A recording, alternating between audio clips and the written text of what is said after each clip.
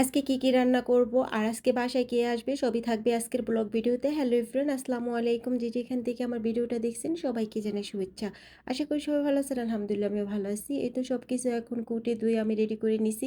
এখন আমি রান্নাটা বসিয়ে দেব, কারণ আজকে বাসায় মেহমান আসবে, মেহমান দাওয়াত করছে আপনার ভাইয়ার। এখন আমি সবকিছু রেডি করে এখন রান্নাটা বসিয়ে দিয়েছি, কারণ গরুর মাংসটা হতে অনেক দেরি হয়। তো আমি এক চুলায় গরুর মাংস আর ডাল, কারণ ডাল আর গরুর মাংসটা হতে একটু সময়ই লাগে। তো দুই চুলায় আমি দুইটা আইটেম বসিয়ে দিয়েছি, এক চুলা ডাল বসিয়েছি, এক চুলা গরুর মাংস। তো গরুর মাংসটা আমি এখন মশলাগুলো আমি কষিয়ে নিয়েছি ভালো করে, আর এখানে ডালটা বলক চলে আসছে। এরপর দিয়ে দিচ্ছি লবণ স্বাদ মতো আর হলুদ দিয়ে দিচ্ছি। তারপর দিয়েছি আদা বাটা, রসুন বাটা, পেঁয়াজ কুচি। তো আমি ফিলিপাইনে আসার পর থেকে আপনার ভাইয়ার কিছু ফ্রেন্ড আছে, যেগুলো মানে আপনার ভাইয়ার অনেক কাছের ফ্রেন্ড, ওরা শুধু বলে যে ভাবির হাতে রান্না খাবো।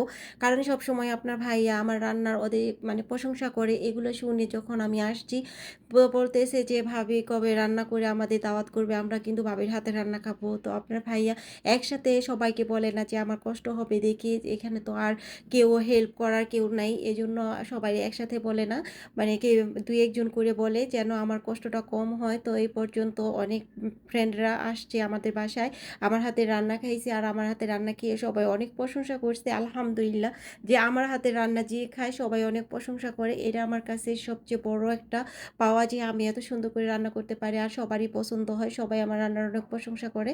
তো এই তো রান্না বান্না করতে করতে আপনার ভাই আবার ডিম নিয়ে আসছে, আমি ডিমগুলো আগে নামিয়ে নিয়েছি, কারণ ডিমগুলা এর আগে আনছে যখন নিচে দিয়ে 3টা ডিম ভাঙা ছিল। তো আজকে আমি সাথে সাথে ডিমগুলা বের করে নিছি, আর এইদিকে মুরগির মাংসটা বসিয়ে দিয়েছি। বসিয়ে তারপরে আমি এখন ডিম সিদ্ধ হয়ে গেছে, ডিম সিদ্ধটা আমি এখন নামিয়ে নিব। এরপর বসিয়ে দিব এই চুলায় আমি পোলাওটা, কারণ দুই চুলার মধ্যে রান্না না করলে আমি কুলাতে পারবো না। এই জন্য দুই চুলায় আমি সব কিছু একসাথে কুটে তারপর পরিষ্কার করে একসাথে নিয়ে নিই সবসময়। এরপর আমি আস্তে আস্তে রান্না করি আর নামিয়ে নিই। আর পোলাওটা এইভাবে রান্না করলে কিন্তু অনেক অনেক টেস্ট হয়, পোলাওটা খেতে খুব মজা হয়। আপনি পোলাওটা এইভাবে রান্না করলে এতটা ঝরঝরে হবে, আর পোলাও এমনিতেই মানে খাওয়া যাবে কোনো তরকারি ছাড়া, এতটাই মজা লাগে। এই তো পোলাওটা আমি এখন পরিমাণ মতো পানি দিয়ে একটু নেড়ে চেড়ে তারপর আমি এখন লবণ দিয়ে দিচ্ছি স্বাদ মতো, তারপর ঢাকনা দিয়ে রান্না করে নিব বলক আসা পর্যন্ত। আর এদিকে মুরগি মাংসটা কষানো হয়ে গেছে, এখন আমি দিয়ে দিচ্ছি সামান্য একটু ঝোলটা দিয়ে একটু ভালো করে নেড়ে চেড়ে তারপর রান্না করে নেব। এই তো মুরগির মাংসটা হয়ে গেছে, এখন আমি মুরগির মাংসটা নামিয়ে নেব। আর এইভাবে মুরগির মাংসটা রান্না করলে কিন্তু ভালোই লাগে। আর এটা দেশি মুরগি তো এমনি তো খেতে অনেক ভালো লাগে ব্রয়লার মুরগি থেকে।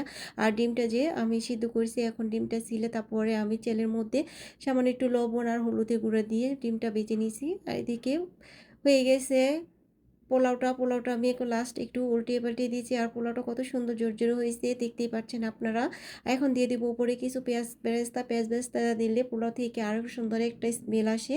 আর এদিকে ডিম বুনাটা করে নেব, পেঁয়াজটা আমি ভালো করে একটু বেজে নিছি, বেজে তারপর আমি এখানে মশলা দিয়ে টমেটো দিয়ে ভালো করে কষিয়ে নিছি। এরপর দিয়ে দিয়েছি ডিম দেওয়ার পরে আমি কিছুক্ষণ সময় রান্না করে নিছি। রান্না করে এখন দিয়ে দিব এখন ধনিয়া পাতা কুচিটা দিয়ে আমি এখন নামিয়ে নেব ডিম ভুনাটা এমনি খেতে কিন্তু খুবই ভালো লাগে। এইভাবে ডিম ভুনা কে করে খান টমেটো দিয়ে কমেন্ট করে অবশ্যই জানাবেন আপুরা। আর এখন আমি কালো বেগুন চাক ভাজি করে নিব, এভাবে ভাজি করলে আপনার ভাইয়ার কাছে নাকি খুবই ভালো লাগে। আর এই বেগুনটা ফিলিপাইনে অ্যাভেলেবেল পাওয়া যায় না, আমরা যেই বাজারে মানে বাজার করি ওই বাজারে এই বেগুনগুলো পাওয়া যায় না, অনেক দূরের বাজার থেকে কিনে নিয়ে আসতে হয়। এজন্য আপনার ভাইয়া সব সময় কিনে নিয়ে আসে বেশি করে। তো এই তো আজকের ভিডিও আর রান্নাবান্না কেমন হয়েছে, যদি আপনাদের কাছে একটু হলেও ভালো লাগে লাইক কমেন্ট শেয়ার করে দিবেন সবাই।